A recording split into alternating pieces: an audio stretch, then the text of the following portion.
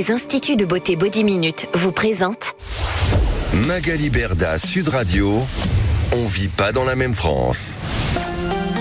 Magali Berda sur Sud Radio, il est 20h02, nous sommes en direct du lundi au jeudi, on vit pas dans la même France. Et alors qu'est-ce que je suis ravie de vous retrouver cette semaine, incroyable, vous m'avez tellement manqué, tous les lundis je vous dis la même chose, je suis un peu saoulante, mais c'est comme ça, voilà. Et je suis là ce soir pour une émission encore incroyable, avec un sujet encore plus incroyable, une émission qui casse les codes, comme vous le savez, on est les seuls sur Sud Radio, dans toute la France, à faire cette émission, ce concept incroyable. Tous les soirs, on met un influenceur en face d'un politique ou d'un institutionnel. Alors pourquoi ? Très simplement parce que les influenceurs, qu'on les aime ou qu'on les aime pas, arrivent à fédérer des dizaines, des centaines, voire des millions de personnes. Donc c'est qu'ils arrivent à communiquer. Et souvent, c'est un peu plus difficile. Les institutionnels, les politiques ont un peu plus de mal à se faire entendre parce qu'ils ont des codes, voilà, un peu particuliers aussi. Donc on a décidé de casser ces codes et de mélanger les genres, voilà. Et donc on se sert des influenceurs pour pouvoir parler un peu plus facilement de nos sujets de société et donc de faire en sorte que les gens s'y intéressent un peu plus. Et ce soir, notre sujet, faut-il interdire des plateformes comme Mime ou OnlyFans en France ? Le sujet pour débattre, qui de mieux que la reine ? La reine, on parle bien de Nathalie Andréani, elle nous en a fait des buzz.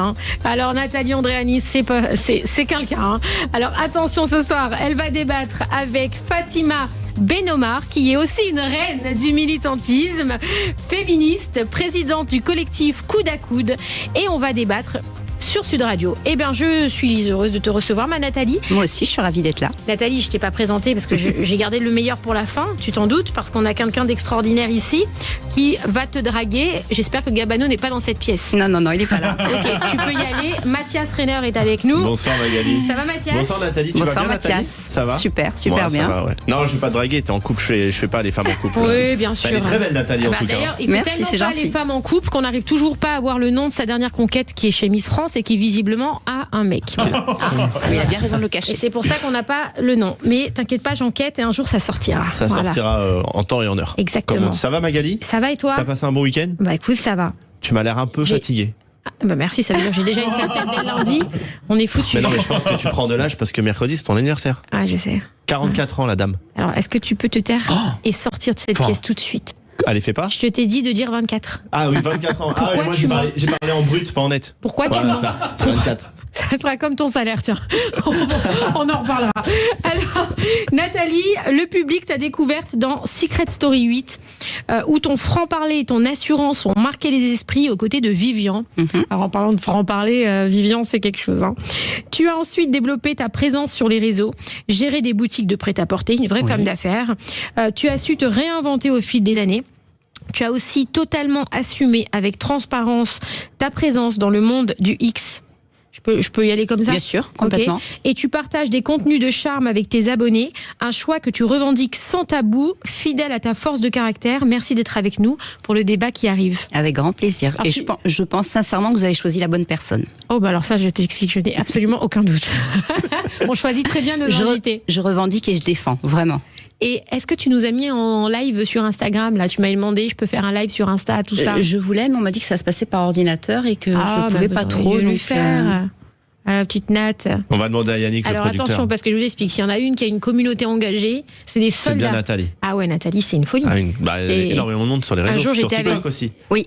Non mais je t'explique, un jour j'étais avec elle en live TikTok, je me suis fait dégommer. Ah ouais ? Ah mais quoi ? Mais écoute, ils sont derrière, T'as mais... une armée. Ah oui, c'est des vrais soldats, toi. C'est des soldats, toi. J'ai les deux. J'ai beaucoup de haters aussi. Mais ça fait partie de mes soldats, même les haters. Ouais, c'est vrai. Mm. Alors justement, on t'a connu dans les téléréalités à l'époque. Est-ce que c'était ton choix de t'exposer ? T'avais envie de cette vie ? Alors pas du tout. J'étais vraiment pas du tout faite pour faire de la télé à la base. Pour la petite info, une production à l'époque m'avait proposé de faire une télé sur Canal+, Ah bon ? qui s'appelait Mafiosa à l'époque. Ils étaient venus dans mon magasin. Ils voulaient me faire passer le casting et j'avais refusé parce que j'étais pas du tout prête. Et j'en rigole encore parce que je me dis 3 ans après, je passe à Secret Story, c'est un peu un scandale. Mais bon. Et alors, J'ai aucun regret. comment t'as fini sur Secret Story ? Alors on a fini sur Secret Story tout simplement parce qu'à l'époque Vivien avait un restaurant et il y avait l'équipe de Tellement Vrai qui était là-bas. Et quand ils m'ont vu arriver, Franchement, j'étais trop bien. Petite doudoune blanche et tout, sexy. Elle a demandé qui j'étais. Il lui a dit, c'est ma compagne. Et elle lui a dit, vous avez beaucoup d'écart. Il lui a dit, on a 20 ans d'écart. Et elle lui a dit, écoutez, pas ça tellement vrai, vous nous intéressez. Et moi, évidemment, j'ai dit non. J'ai dit, hors de question, je passe pas là-dedans. Et Vivian rêvait de faire de la télé à l'époque. Et elle lui a dit, la sacrée Vivian. Ouais, elle lui a dit, il y a les castings de Secret Story qui ouvrent aujourd'hui. Donc, on a essayé au pif. Et la petite histoire, quand on est tombé sur le casteur, il m'a dit, non, faut passer par le casting normal. C'est quoi votre secret? Et on lui a dit, on a 20 ans d'écart. Et à l'époque, il cherchait une cougar. Donc on est vraiment arrivé au bon moment. On est parti directement à Paris pour passer le casting. Et quand on est arrivé là-bas, à l'époque, c'était Aurore Allemand, la directrice de casting. Qui est la femme de Benjamin Castaldi. Exactement. À la fin du casting, Aurore m'a dit, écoute Nathalie, je te sens pas prête. Je sens que t'as pas envie. Je lui dis non, pas du tout. J'ai passé le casting pour le fun, mais je veux pas faire de télé. On est rentré en Corse. Le casteur, il m'a tué. Il m'a dit, on va vous prendre, vous êtes fous, etc. C'est une vie exceptionnelle. On est rentré en Corse. Elle m'a rappelé 15 jours après. Elle m'a dit, Nat, viens à Paris. Je te paye l'hôtel, le resto, la totale. On veut te revoir. Et quand on est arrivé à Paris, elle m'a dit, ça y est, t'es prête. Et je lui ai dit, c'est bon, on y va. Elle était partie du coup. Et on a été pris 6 mois avant. Tu n'as aucun regret? J'ai aucun regret. C'est une vie différente. C'est un petit peu spécial, surtout quand tu sors de Secret, parce que Secret Story, c'est un enfermement. Et puis tu sors, tu passes de l'anonymat à la célébrité, parce qu'il faut être honnête, t'es célèbre quand tu sors de Secret Story, c'est incroyable. Les gens te regardent, les gens t'appellent dans la rue, ils viennent te faire la bise, on a l'impression d'être leur ami. Oui. Mais il y a beaucoup d'avantages. Bien sûr. Beaucoup d'avantages. Alors, tu peux nous expliquer comment fonctionnent les plateformes Mime, OnlyFans, etc. Alors déjà, pour commencer, comment je suis arrivée là-dedans, c'est la question qu'on me pose souvent. Je suis arrivée par hasard, c'est-à-dire que je ne connaissais pas l'existence ni de Mime ni OnlyFans. J'avais un réseau qui s'appelle Instagram, sur lequel je postais des photos de moi en tenue de sport. Je le faisais pour mes abonnés femmes, et je me suis aperçue que c'était que des hommes qui venaient dessus, que des hommes. Je recevais beaucoup de messages en privé. Et puis un jour, j'ai eu l'idée, entre guillemets, alors peut-être ingénieuse, parce que pour moi c'était ingénieux, c'est de leur faire payer l'entrée de mon Instagram. J'avais fermé mon Instagram et je leur demandais 10 € par PayPal. Alors tout ça, ça a été déclaré, je peux le dire, il n'y a pas de souci. Ah bon, mais je leur demandais 10 € par PayPal pour ouvrir mon Instagram. Et en fait, en un mois, j'ai eu 700 abonnés. Donc le premier mois, j'ai fait 7000 €. Je me suis dit, il y a un vrai business à faire là-dedans. Et c'est l'époque où Mime commençait. D'accord. Donc je connaissais pas du tout. Je savais pas que tu avais commencé comme ça. Ouais. Et j'ai un journaliste qui en a parlé sur les réseaux. Mon compte Instagram évidemment a sauté 1 fois, 2 fois, 3 fois. Et je travaillais à l'ancienne en fait avec des papiers. J'écrivais le nom de mes abonnés. Ils vont se reconnaître, mais c'était énorme. Ouais, moi j'avais un petit papier. Ouais. Je me disais aussi. Et je notais leur nom, leur prénom, et tous les mois je les enlevais ou je les rajoutais. Ça a duré 3 mois, puis à un moment donné c'était trop de travail. Du coup, je faisais que de la lingerie, je précise vraiment que de la lingerie. J'avais fait 25 000 € en 3 mois, ce qui était énormément d'argent. Et quelqu'un m'a dit, tu sais Nathalie, tu devrais voir OnlyFans, c'est une plateforme américaine. Je pense que tu vas trouver ton bonheur là-bas. Donc je me suis inscrite sur OnlyFans, et le premier mois j'ai fait 78 000 €. Mais non. Et là, je me suis dit, waouh, je dormais plus. La nuit, je me levais, j'avais fait 1000 € pendant la nuit. Je ne faisais, je précise, que de la lingerie. C'est-à-dire que tu te lèves, tu fais quoi? Je regardais en fait mes résultats. Il y a marqué achat, abonnement, abonnement. Tu tournes une vidéo? Alors non, à la base, moi j'envoyais que des petites photos de moi en lingerie. Je disais coucou, comment ça va aujourd'hui? C'est une demande privée, c'est ça? Tu peux faire de la demande privée, mais je gagnais plus d'argent avec du push. Du push, en fait, général. J'avais 1500, 2000 abonnés. J'envoyais une petite photo de moi, par exemple, sexy en lingerie. Je faisais pas du tout de topless. Et les abonnés achetaient cette photo en lingerie. Et alors, attends, ils l'achètent, c'est-à-dire qu'ils payent pour la voir, la regarder, ou est-ce qu'ils payent pour la voir et en disposer de la photo? Alors, une photo ou une vidéo que vous vendez, ça ne leur appartient pas. Ils peuvent la regarder de manière illimitée, sans problème, mais en aucun cas, ils peuvent ou la montrer à des amis, ou la diffuser sur d'autres réseaux sociaux. Ils le font, ils volent. On peut les porter en justice, ils peuvent être condamnés, ça coûte très cher, ça coûte 50 000 €. Maintenant. Alors restez avec nous sur Sud Radio, on revient juste après ça pour ce débat. Faut-il interdire les plateformes comme Mime ou OnlyFans en France? Et alors moi, la question que je vais te poser, tu vas me répondre après, c'est combien ça coûte une photo de Nathalie en lingerie? À tout de suite sur Sud Radio. Sud Radio. Sud Radio. Parlons vrai. Parlons vrai. Sud Radio. Les instituts de beauté Body Minute vous présentent Magali Berda, Sud Radio. On vit pas dans la même France. Magali Berda sur Sud Radio, il est 20h14, nous sommes en direct, on vit pas dans la même France. Ce soir, un sujet assez inédit sur les radios. Faut-il interdire les plateformes comme Mime ou OnlyFans en France? D'ailleurs, Mathias est très très actif ce soir, il a beaucoup de questions. C'est le meilleur sujet du soir, j'imagine. de la saison là pour l'instant. On reçoit ce soir pour parler de ce sujet Nathalie Andréani, candidate de télé-réalité, actrice de film. On peut le dire, non? Je sais pas, je suis pas une actrice porno. Je suis pas une actrice porno, je suis une créatrice de contenu, c'est différent. Créatrice de contenu, c'est deux choses différentes. On va dire un peu olé olé, voilà. Oui. Moi je dirais même pas porno, en vrai pour toi. Alors, le porno, à partir du moment où tu montres certaines parties de ton corps, ça devient du porno, que ce soit les pieds, les mains, à partir du moment où c'est vendu, ça fait partie du porno. Ah ok, d'accord. Je savais pas, tu vois. Des fois, t'as mis tes pieds. Ah ben moi, dès que j'ai mis mes pieds, tous mes réseaux, ils ont sauté. Si tu vends demain tes pieds sur une plateforme, tu es considérée comme une fille du porno. D'accord, ok, je savais pas.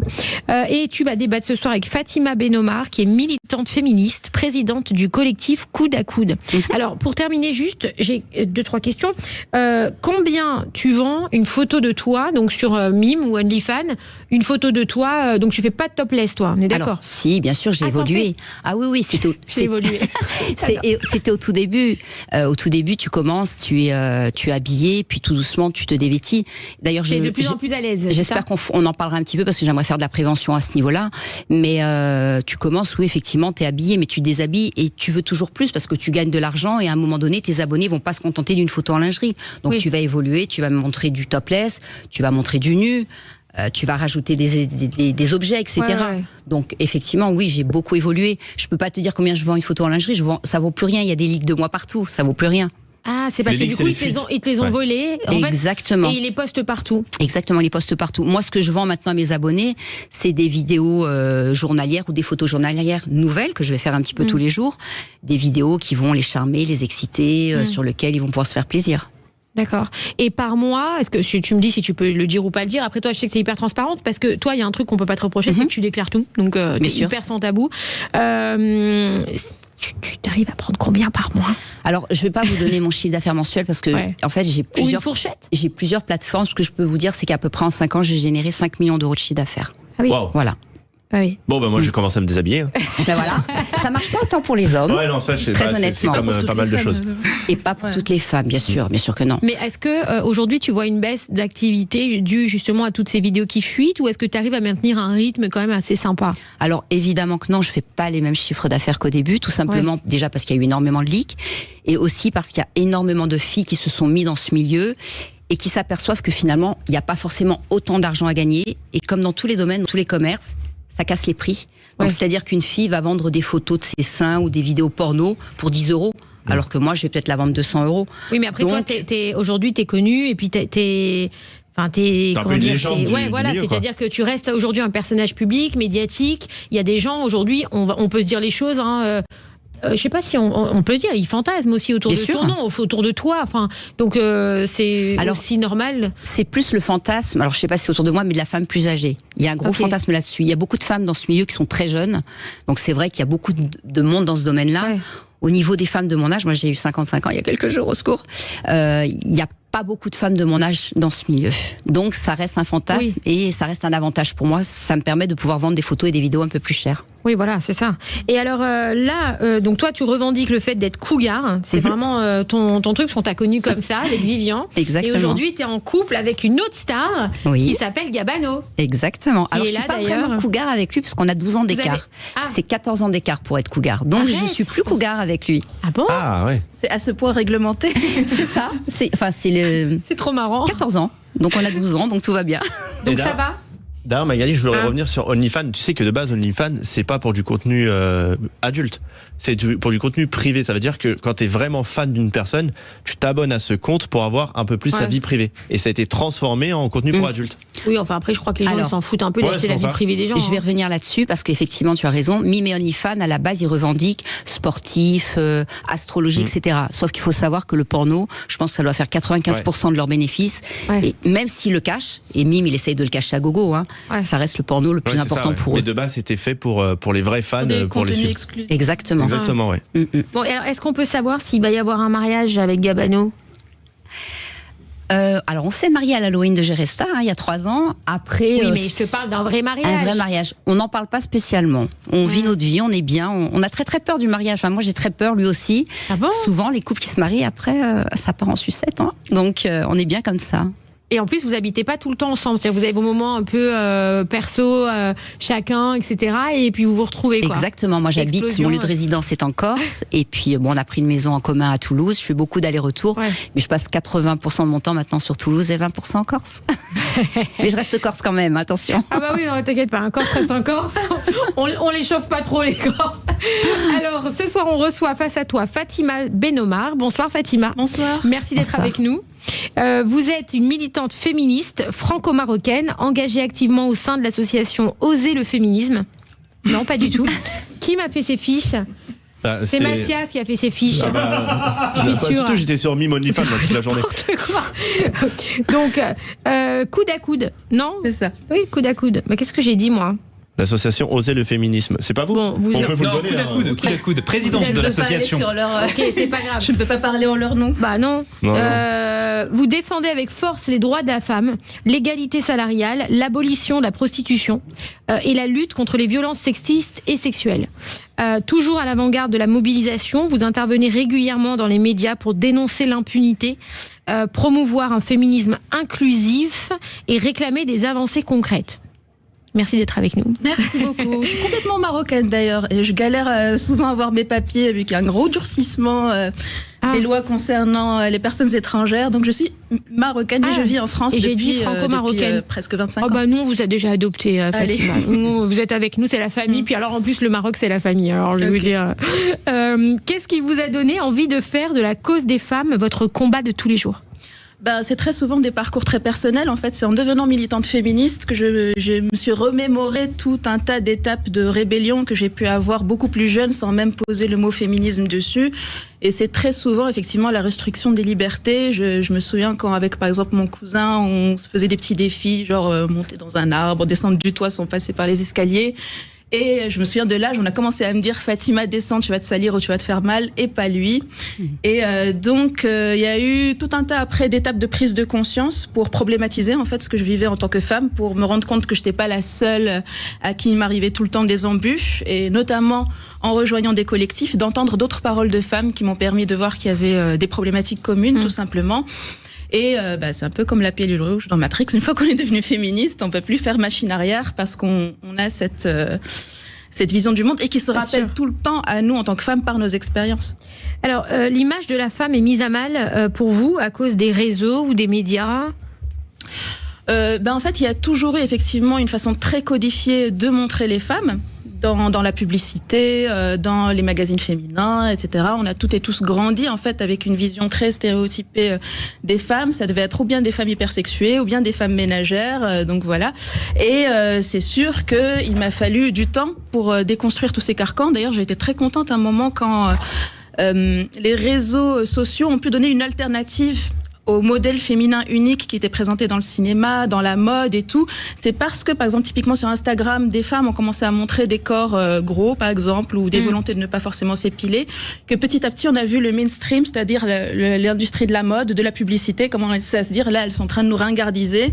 Oui. Donc, diversifions aussi nos codes. Oui. Donc, ça a été aussi un espace de résistance, les réseaux sociaux, pour donner des visions alternatives et sortir des carcans un peu...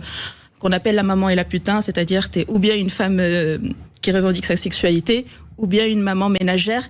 Typiquement, il y a une autre créatrice de contenu qui est à la fois, qui met en scène le fait d'être mère de famille et qui est aussi sur Mime, et qu'on n'arrête pas de faire honte, de slut-shamer. C'est une maman de famille nombreuse, je sais pas si elle a envie que je la cite ou quoi. C'est qui ? Vous pouvez y aller si C'est elle pas fait. grave. Mais en tout cas, qui a tout le temps qui a Amandine tout le Pélisson. temps des campagnes pour la shamer parce que la société n'est pas du tout prête à voir un amalgame entre ces deux figures de la Après, femme qu'il elle faudrait shame toujours beaucoup les gens séparer. aussi, hein. Elle shame, et vous avez raison, il faut arrêter ce shaming, mais il faut que ce soit dans les. Faut que ce soit dans les Elle deux shame sens. beaucoup aussi, ouais.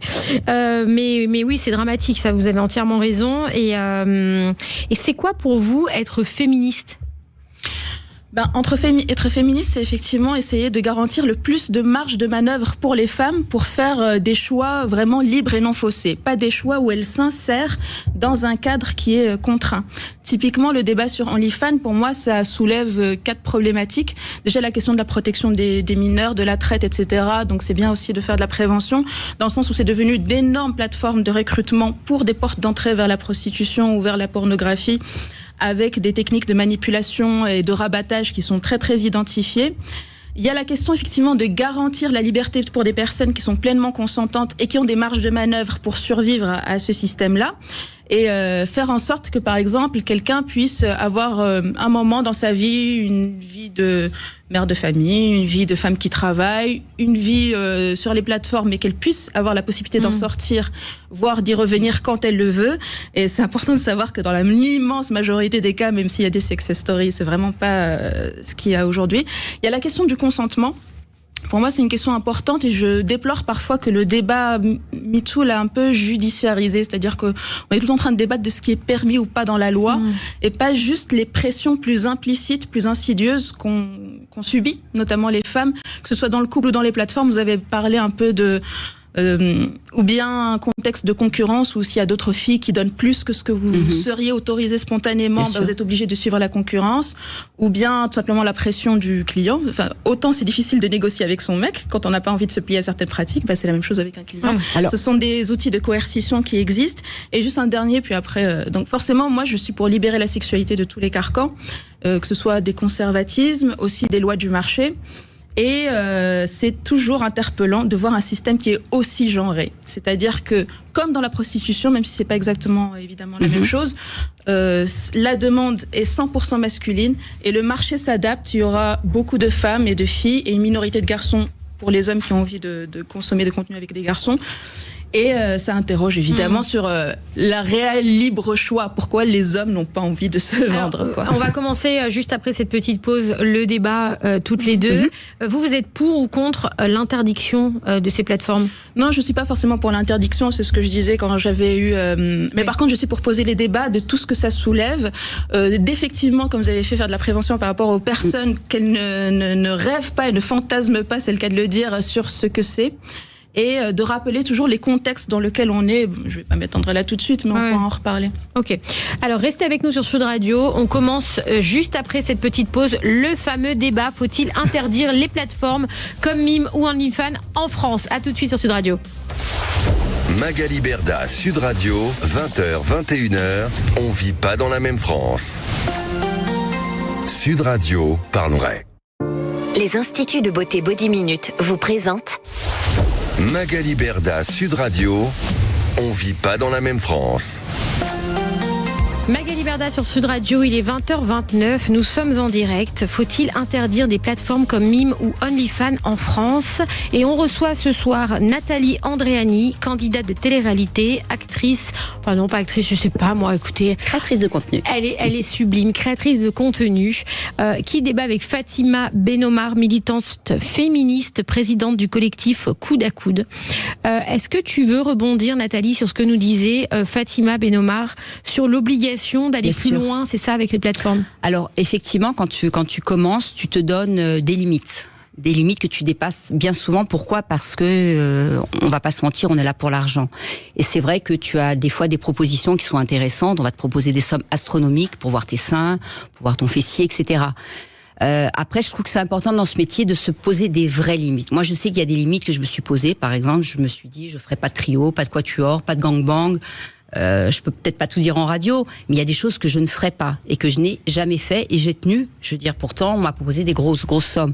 Après, tout le monde n'a pas forcément le caractère ou tout le monde n'est pas dans la même situation financière. C'est vrai qu'une fille qui gagne pas beaucoup d'argent, peut-être qu'effectivement, on va lui dire, bah tiens, pour 1 000 €, ce qui est une grosse somme, je veux te voir avec 2 mecs. Elle va y aller. Donc, c'est vrai, c'est très dangereux, les plateformes. Je pense qu'il faut avoir la tête solide. il faut pas le faire trop jeune. On va peut-être en parler plus tard. Ouais. Mais il y a vraiment beaucoup de choses à dire autour de ça. Il y a beaucoup de prévention à faire. Et Exactement. tu penses qu'il n'y a pas assez de prévention aujourd'hui en France pour ça? Moi, je pense qu'il n'y a pas de prévention du tout dans le sens où c'est vrai que quand on va voir une femme comme moi qui dit j'ai fait 5 millions d'euros, toutes les filles vont vouloir en faire et se dire waouh, moi aussi je veux gagner de l'argent. J'ai énormément de messages en privé. Et comme je le dis aux filles, j'ai gagné autant d'argent parce que je suis quelqu'un de connu. J'ai 10 années de télé derrière moi, j'ai des réseaux sociaux, j'ai des abonnés. Et limite, je l'ai préparé 5 ans avant tout ça. Ça a été vraiment fait en amont. Et j'ai envie de dire à toutes ces filles, il ne faut pas qu'elles rêvent. Toutes ces filles qui ne sont pas connues, ou alors elles vont mettre des années avant de gagner de l'argent. Ouais. Au départ, elles vont peut-être faire 100, 200, 500 euros par mois. Donc, est-ce que ça vaut le coup, entre guillemets? Alors, je vais dire se salir, c'est pas un joli mot, mais pour si peu. Moi, j'ai pas l'impression de me salir. Je suis quelqu'un qui est respectueuse, je me respecte, je respecte les gens autour de moi, etc. Ce que je fais, je le fais en toute conscience. Mais j'ai 55 ans. Et qu'est-ce que tu peux dire à Fatima qui dit que effectivement il y a une majorité d'hommes qui vont plutôt en demande de ces plateformes plutôt que les femmes qui, elles, tu vois ce que je veux dire, c'est toujours en fait elles ce qu'elles disent, c'est qu'il y a c'est toujours les mêmes. En fait, toujours les mecs qui veulent des photos, des machins. Or les femmes non, du coup beaucoup moins. Alors j'ai 20% de femmes quand même sur mes plateformes. Ah bon? On a fait des sondages parce que j'avais créé ma propre plateforme, donc je sais au niveau des abonnés, j'étais très étonnée. Après, il y a quelques hommes qui se sont lancés là-dedans, ça marche beaucoup moins. Maintenant, il faut savoir une chose, c'est que les femmes sont demandeuses autant que les hommes. On a regardé un petit peu sondage, on a à peu près 36% des femmes qui envoient des nudes aux hommes, contre 39% d'hommes qui envoient des nudes aux femmes. Ça veut dire quand même il y a une sacrée demande partagée, je trouve. Après, les hommes... c'est pas sollicité de notre côté. Vous savez ce que je pense? Alors, je vais pas dire que les femmes sont plus intelligentes, je vais mettre les hommes à dos, mais je pense que les femmes ne vont pas vraiment payer pour aller voir des hommes, alors que les hommes sont prêts à payer pour voir des femmes nues. Donc, c'est pour toi plutôt une question de mentalité masculine qui est différente? Exactement. Est-ce que vous pouvez concevoir, Fatima, qu'un homme peut être tout simplement différent d'une femme? En fait, c'est sur ces bases-là que la société a été construite. Il y a une anecdote que raconte Françoise Héritier, qui est une anthropologue que j'aime beaucoup, c'est qu'elle était à un moment allée au Burkina Faso. Elle s'était rendue compte que parfois les bébés pleuraient dans les bras de leur mère, parfois elle leur donnait le sein et parfois elle leur donnait pas. Et à un moment, elle s'est rendue compte que c'était aux filles qu'elle ne donnait pas le sein, qu'elle faisait attendre, et les garçons à qui elle donnait directement. Et quand on lui a dit pourquoi, elle a dit les garçons, c'est des enfants qui ont le sang rouge, il faut les satisfaire immédiatement, parce que sinon ils vont se mettre dans de grosses colères, et leur colère va se retourner contre eux. Alors que les filles, c'est des personnes à qui il faut apprendre la patience et la frustration, parce qu'elles seront frustrées toute leur vie. Et quelque part, ce schéma un peu particulier, vous pouvez le retrouver dans beaucoup de cultures. Dans beaucoup de cultures, on éduque les filles à maîtriser leurs désirs, leur nervosité, leur machin. Et les garçons, on a tellement peur qu'ils retournent presque leur violence contre eux, qu'on va beaucoup nous dire aux filles, ne l'énervez pas, tu sais comment sont les garçons et tout. Et puis à un moment, il faut bien se rendre compte que ça s'arrête pas au lait maternel. C'est-à-dire que plus tard, on se rend compte qu'il y a chez les garçons une plus forte intolérance à la résistance à répondre à leurs désirs. Je pense que presque toutes les femmes ont déjà subi du harcèlement de rue, et quand même le plus gentiment du monde, elle repousse l'homme, on voit bien qu'il se met un peu dans tous ses états et qu'il a beaucoup de mal à encaisser le non.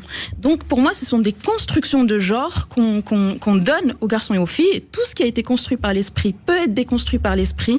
On peut éduquer autrement, et d'ailleurs on voit que d'une culture à l'autre, selon d'ailleurs dans les pays du nord de l'Europe où on donne des cours d'éducation à l'égalité, à la sexualité, etc., à la gestion du désir, au consentement, à la réciprocité, eh ben, il y a une baisse des violences sexistes et sexuelles.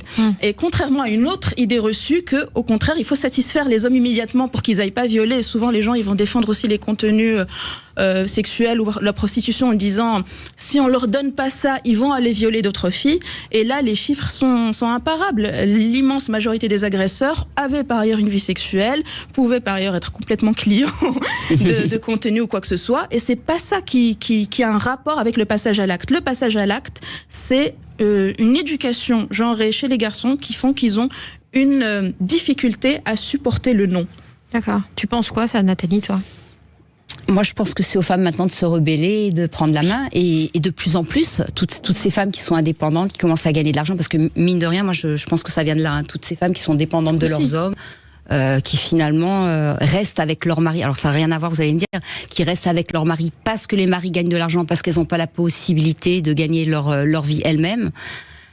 plus on évolue, plus je trouve que les femmes elles commencent à s'émanciper, à girl power. Est-ce qu'on fait quand même C'est très récent, effectivement, en France, 1967, pour le droit de travailler sans l'autorisation du mari.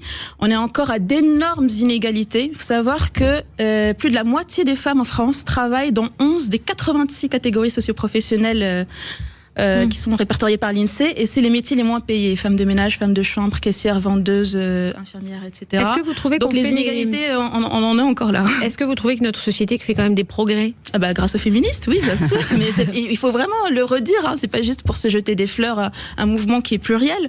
Ne croyez pas qu'on a eu le droit de vote parce qu'il y a eu la révolution ou quoi que ce soit. Ils avaient osé appeler ça en 1848 le suffrage universel, alors que c'était que les hommes. Il a fallu que les suffragettes, un mouvement de femmes, se mobilisent pour qu'un siècle plus tard, 1945, on ait le droit de voter. Même chose. Tous les droits reproductifs et sexuels, tous les droits qu'on a eus très récemment dans l'histoire de l'humanité, ça a été des mouvements de révolte féministe. On n'a jamais rien. Il n'y a pas eu une pente spontanée vers l'égalité. Et Nathalie, certaines personnes estiment que ces plateformes entretiennent des stéréotypes de femmes. Pas du tout. Alors déjà, je tenais à préciser une chose, c'est pas parce qu'on est créatrice de contenu qu'on n'est pas féministe, bien au contraire. Alors pas radicaliste, on nous appelle féministe pro-sexe, mais on revendique justement ce droit de la femme d'utiliser notre corps, notre image, d'en faire ce que l'on veut, sans demander à aucun homme si on peut ou si on peut pas. Moi personnellement, j'ai jamais demandé à aucun homme, je fais ce que je veux. Après, non, y a tout type de femmes sur les plateformes. Vraiment, c'est des femmes mariées. On va avoir des artistes, on va avoir des flics, on va avoir des secrétaires. Ce sont des femmes qui en ont marre de galérer, de pas suffisamment gagner leur vie et qui veulent se faire, on va dire, un petit peu d'argent à côté. Et elles arrivent à gagner des 2 3 000, 5 000 euros par mois en plus, ce qui est énorme, ce que vous ne trouverez pas dans un travail normal, malheureusement. Et alors, est-ce que, du coup, est-ce qu'on fait ça pour l'argent ? Bien sûr. Moi, je l'ai toujours dit, je fais ça pour l'argent, je fais pas ça pour le plaisir. Je fais ça pour l'argent. Je suis à la base pas du tout exhibitionniste. Je suis très pudique à la base. Ça fait sourire les gens, mais à la base, je suis très pudique. Et j'ai fait ça parce qu'à un moment donné de ma vie, j'en avais marre. C'est vrai que j'avais 3 boutiques et j'ai gagné de l'argent. Mais j'en donnais tellement, que ce soit pour les salariés, que ce soit pour les impôts, qu'il me restait 10% à la fin. Ouais. En faisant ce business-là, il m'est resté 10 fois plus. Tu t'es émancipée financièrement ? Bien sûr, mais ça n'a rien à voir. Et puis ce que j'ai gagné en 5 ans, j'aurais mis 30 ans à le gagner. Donc je Alors moi j'ai 2 questions qui me viennent du coup suite à ça, et aussi par rapport aux questions qu'on a eues un peu sur les réseaux sociaux. Puisque vous faites ça pour l'argent, est-ce que pour toi, Nathalie, c'est une nouvelle forme de prostitution ? Plus propre ? Du tout. Alors qu'est-ce que tu réponds à ceux qui disent ça ? Alors c'est absolument pas de la prostitution, je vais leur dire d'acheter un dictionnaire. La prostitution, il faut qu'il y ait un contact physique et réel. Là nous ne sommes que dans le virtuel. Après effectivement il y a des créatrices de contenu qui sont escorts, qui prennent des rendez-vous. Là, c'est de la prostitution, ça n'a rien à voir. À mon niveau, à moi, ce n'est que de l'image, ce n'est que du virtuel. J'ai aucun contact physique, je fais même pas de cam, c'est pour vous dire. C'est vraiment que de la photo, de la vidéo. La prostitution, il faut vraiment qu'il y ait un contact physique. Et dans la prostitution, inclut le fait d'une relation sexuelle, pas forcément une pénétration. C'est-à-dire que vous allez masser le pied d'un mec qui va prendre du plaisir, ça devient de la prostitution. S'il y a acte, s'il y a argent, échange d'argent. Pourtant, il n'y a pas de pénétration. Physique, il faut qu'il y ait un contact physique. Qu'est-ce que vous pensez de ça, Fatima ? Moi, de toute façon, je pense qu'il faut laisser à chacun la définition des pratiques qu'elle fait. C'est-à-dire que si vous voulez vous distancer du fait que c'est une pratique prostitutionnelle, c'est évidemment le plus grand droit. Et en même temps, il ne faut pas faire honte aux personnes qui sont en situation de prostitution. Mais c'est vrai que c'est important de rappeler les contextes où on est. Il y a un cadre économique, évidemment. La plupart des personnes qui vont s'orienter vont être en situation de chômage ou de précarité, ou des étudiantes qui n'arrivent pas à joindre les deux bouts et qui ont souvent l'espoir de s'enrichir. Et c'est pour ça que c'est important ce que vous avez fait, de dire qu'elles ne se rendent pas compte des faibles revenus que ça amène, du temps que ça prend, le temps d'entretenir et de construire une communauté, d'échanger énormément avec les personnes, de la difficulté quand on est isolé, contrairement à un collectif de travail, quand on est dans un boulot où on peut se syndiquer, etc. C'est pas la même chose quand on est un peu ubérisé avec ces plateformes-là. Il y a la question du droit à l'oubli, qui est très très très cruel. Les conditions d'utilisation de OnlyFans et Mime, je trouve qu'elles respectent très très peu finalement les créatrices de contenu, parce qu'ils peuvent, eux, pour le coup, contrairement aux clients, réutiliser certaines images. Logiquement, non. Ouais. Mais ils arrivent à s'arranger avec les conditions sur la propriété intellectuelle. Et le droit à oubli, c'est très important. Je me souviens à un moment, je sais pas, vous m'arrêtez si vous n'avez pas trop envie que je parle de ça, mais à un moment, vous avez fait une fake vidéo qui vous avez hypersexualisé et vous avez tout de suite exprimé comment en sortant le lendemain dans la rue, vous sentiez un sentiment de honte juste à l'idée qu'on puisse penser que. Et moi, vous parlez... Non, c'est pas toi. Madame te parle à ton émission. On n'est pas obligé de s'étaler dessus, mais en tout cas. Non, c'est pas moi malheureusement qui a fait ça. C'est une fausse vidéo, c'est Booba un deepfake. et son équipe qui ont publié. Alors c'était pas un deepfake, moi c'était carrément un. Oui, une fausse personne qui vous ressemblait en plus. Voilà, c'est une personne qui, ayant la tête baissée, je vais vous passer des détails, au niveau du front, me ressemblait comme deux gouttes d'eau. Mais même moi, à un moment donné, quand je l'ai regardé, je me suis dit, mais mince. Parce que je me suis dit, mais à quel moment j'ai fait ça? Est-ce qu'on m'a drogué? Je me souvenais même plus d'avoir fait cette vidéo. Et donc, c'est pas possible, j'ai jamais fait ça. Et je le savais. Et donc, j'ai dû faire appel à une société d'expertise informatique pour retracer l'origine de la vidéo. Parce qu'effectivement, moi, la seule chose, les seuls à qui je pensais, c'était mes enfants, en me disant, mais dans la cour de récréation, attention, moi, je suis comme Nat. Si je le fais, je l'assume. Et j'ai pas de problème. Vous voyez, mais là, mais il y a aussi, en fait, ça pose la question du droit à l'oubli et du droit à la rétractation. C'est-à-dire que c'est vrai qu'il faut aussi prévenir aux personnes qu'une fois qu'elles ont fait ça, en tout cas, les conditions ne sont pas du tout réunies pour qu'elles puissent passer à une autre vie, sachant que beaucoup d'agresseurs, beaucoup d'hommes pensent que parce qu'à un moment, vous vous êtes hypersexualisé, du coup, ils peuvent vous agresser parce que ils ont vraiment des représentations. Une femme qui a fait ça, c'est bon, elle est violable. Et puis après, moi j'avais accompagné des personnes qui avaient subi des tournages pour le coup de pornographiques très cruels, et quand elles témoignaient, l'opinion publique ça ricanait quoi. Ouais, ils sont durs. Qu'est-ce qu'on va, c'est bon, elle est allée faire du porno, on va la plaindre en plus. Tu t'attendais à quoi? Donc il y a un très faible taux d'empathie envers les personnes. Donc il faut être vraiment blindé pour pouvoir supporter ça. Et puis il y a un cadre misogyne que je trouve qui est important de rappeler. Ce que je disais tout à l'heure. Expliquer ce petit cadre misogyne qu'on est ravis d'écouter et qu'on va écouter juste après cette petite pause. À tout de suite sur Sud Radio.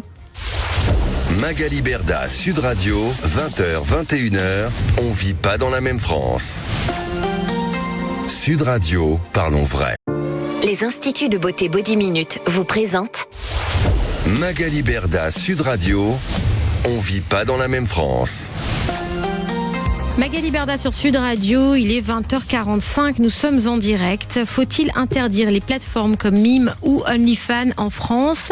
On reçoit pour ce débat Nathalie Andréani, candidate de télé-réalité et créatrice de contenu un peu olé, qui débat de ce sujet avec Fatima Benomar, qui est militante féministe, présidente du collectif Coude à Coude. Alors j'ai pas l'impression que c'est vraiment un débat, j'ai l'impression que c'est plutôt au contraire très instructif et très constructif. Voilà, ça reste un débat. Exactement. Oui, mais je trouve que vous avez un discours très structuré toutes les deux et très posé. Donc, et au contraire, je trouve que c'est. Ça donne envie de découvrir Mime et OnlyFans. Non, c'est un vrai message de prévention que vous faites à votre manière, toutes les deux différemment, mais c'est important. Mais plutôt bien. Vous nous disiez que il y avait un cadre un peu misogyne dans tout ça, Fatima. En fait, c'est vrai que les femmes, on n'a pas vraiment d'espace libre pour se montrer quelque part. Alors, on n'est pas forcément exhibitionniste, mais il y a un moment, tout simplement, on a envie d'assumer notre corps, d'assumer notre sensualité. Les hommes, ils peuvent très facilement, que ce soit d'ailleurs dans la rue ou même dans tous les espaces publics, dont les réseaux sociaux, se montrer torse nu, pouvoir par exemple montrer leur transformation physique quand ils essayent de faire du sport, etc. Les femmes, en fait, c'est pas possible. C'est ultra codé. À peine, bon, quand elles ont une énorme communauté, elles vont avoir une communauté de fans qui va un peu les protéger.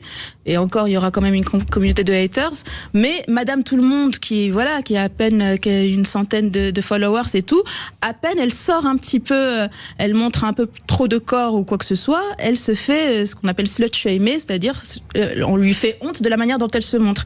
C'est aussi ça peut-être par opportunité, OnlyFans et Mime, s'ils ont aussi une tendance à attirer les personnes en disant nous on a un espace où vous pouvez vous montrer sans être condamné et en plus ce sera votre levier de revenus. Mais ça découle aussi d'une contrainte qui existe dans la société en général où les femmes n'ont pas d'espace pour exprimer leur sensualité. Je me rappelle quand j'étais ado, même quand j'ai grandi, quand j'étais jeune femme, j'ai très vite identifié les moments où je pouvais exprimer ça. Ça va être en boîte de nuit, là je peux m'habiller comme je veux, limite on va m'inviter à m'habiller le plus sexy possible pour que je puisse rentrer sans payer.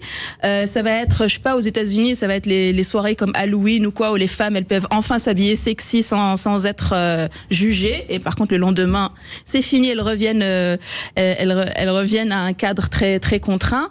Et donc de fait, ça peut aussi les personnes peuvent penser que du coup là elles vont trouver un espace où elles ne seront plus jugées par ces carcans-là, sauf que là elles vont tomber dans d'autres systèmes de prédation qui existent sur ces plateformes.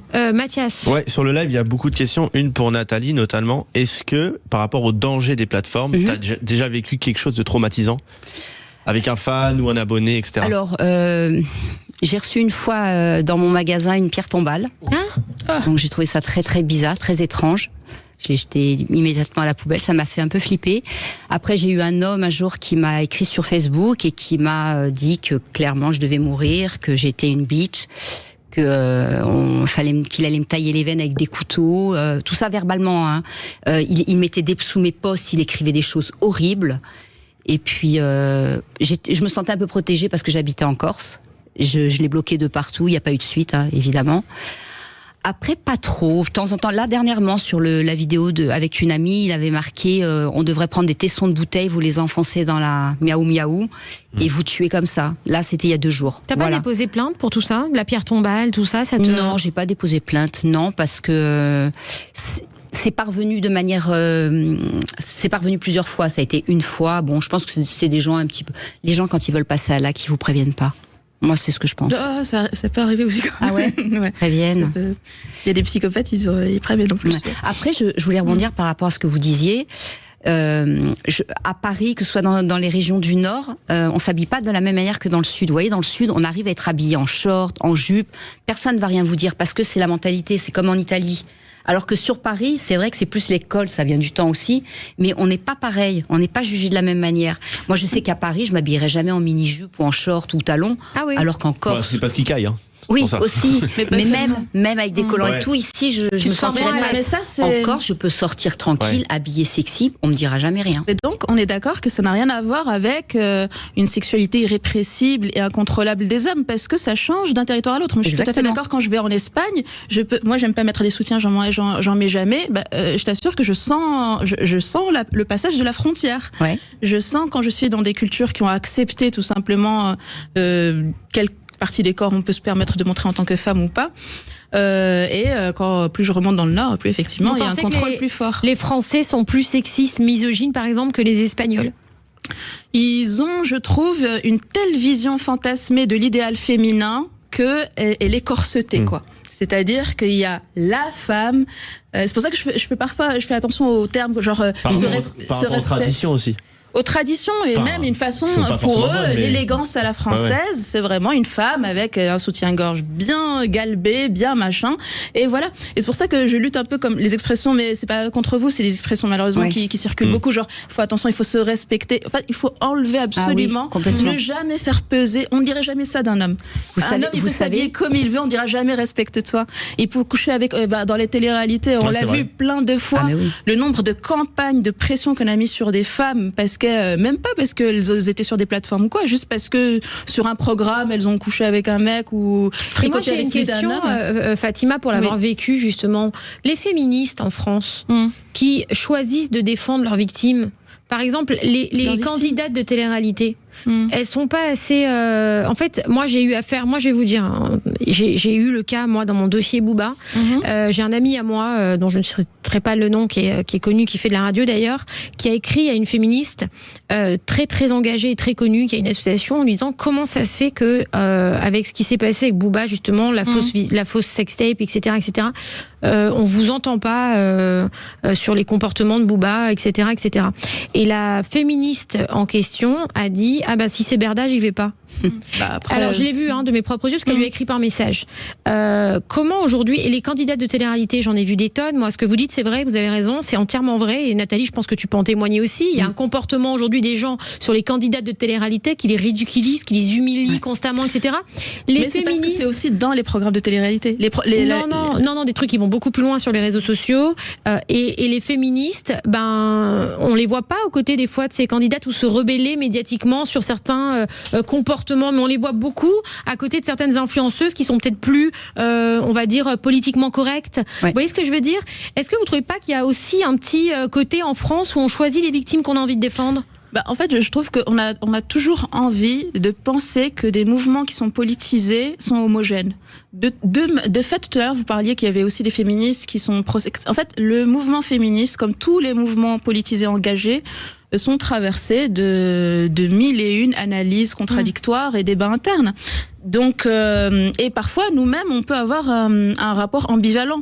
Moi, par exemple, quand tout à l'heure, il m'a dit, quand on m'a invité et qu'on m'a dit, est-ce que tu es pour fermer les plateformes, je n'avais pas envie de donner une première réponse intuitive. Peut-être intuitivement, j'aurais dit, bon allez, fermons-les et basta, ça règle le problème. Je pense qu'il faut se restreindre à une analyse plus rigoureuse en disant, faisons des enquêtes parlementaires peut-être, et voyons si le danger et le nombre, les profils majoritaires qu'il y a dans cette plateforme peuvent justifier de fermer.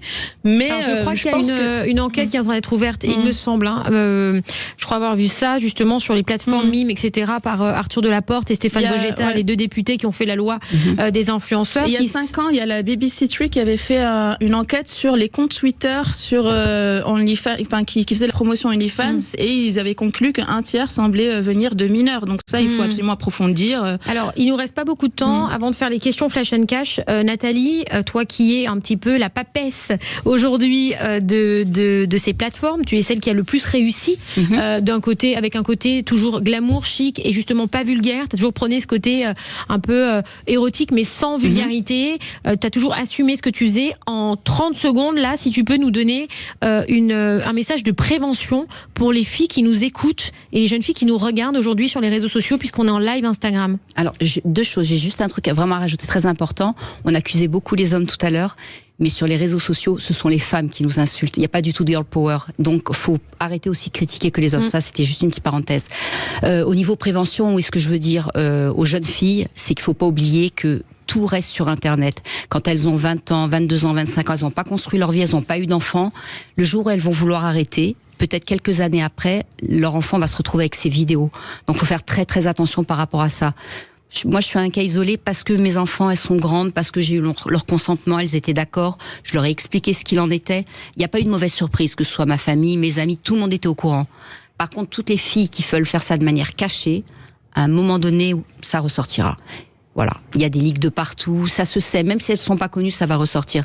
Donc il faut faire très attention, il faut réfléchir, peser le pour et le contre, savoir pourquoi elles le font, et se dire qu'elles ne vont pas gagner des millions. Mais quand elles t'écoutent et qu'elles entendent que tu as gagné 5 millions d'euros en si peu de temps, en combien de temps? En 5 ans. En 5 ans, ça fait 1 million d'euros par an. C'est énormément d'argent. Comment ces filles-là n'ont pas... Enfin, comment on peut leur dire attention, vous gagnez pas autant d'argent? Mais moi, je leur dis parce que beaucoup me contactent et je leur explique que c'est parce que j'ai une communauté, parce que je suis connue et que ça a fait beaucoup de bruit. On en a entendu parler partout. À la télé, j'ai fait 7 à 8, j'ai fait TMC. T'as été une des premières à le revendiquer. Exactement.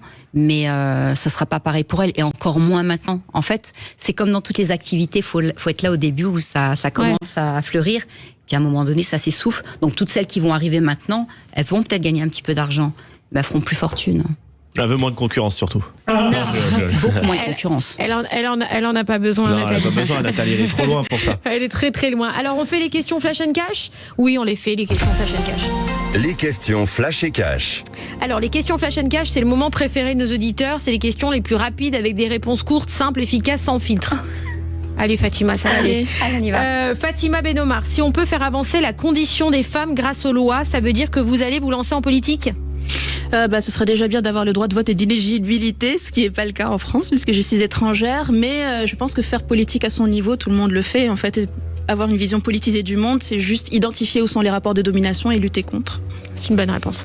Nathalie Andréani, si l'interdiction des plateformes arrive en France, est-ce que tu pourrais t'installer dans un autre pays comme non, pas comme Dubaï, je crois que c'est interdit du coup. Les États-Unis. Par exemple, un autre pays tout simplement. Alors je pense à m'exporter aux États-Unis, j'y pense, mais pas physiquement, virtuellement. Maintenant, si ça s'arrête en France, non, j'arrêterai. Comment parce que tu peux t'exporter? J'ai pas compris. Par OnlyFans, donner mon profil à gérer par la Internet, américaine, j'y pense. Oui, j'y pense. Fatima Benomar, pensez-vous que la France est prête à avoir une présidente de la République en 2027? C'est très difficile. C'est vrai qu'il y a vraiment une idéologie en France où on vote pour le papa de la nation, le papa protecteur, et donc c'est pas pour rien qu'on a strictement jamais eu de femme à la tête de l'État de la République française. Donc je ne crois pas que ce soit demain la veille, notamment quand on est en période de crise, on renforce ce stéréotype que la société serait menée d'une main de fer si c'est un homme. Nathalie Andréani, un mot pour décrire Gabano, son fiancé. Un mot pour décrire mon... C'est rien, moi, alors là... Argent, Là, parce vous qu'il fait de prenez- l'argent avec toi, non? Non, pas argent. Il me ok. regarde. Attention, regarde-le dans les yeux. Je sais pas, j'ai aucune idée. Imprévisible. Imprévisible. Gabano, la prochaine fois, c'est toi qui es sur le plateau.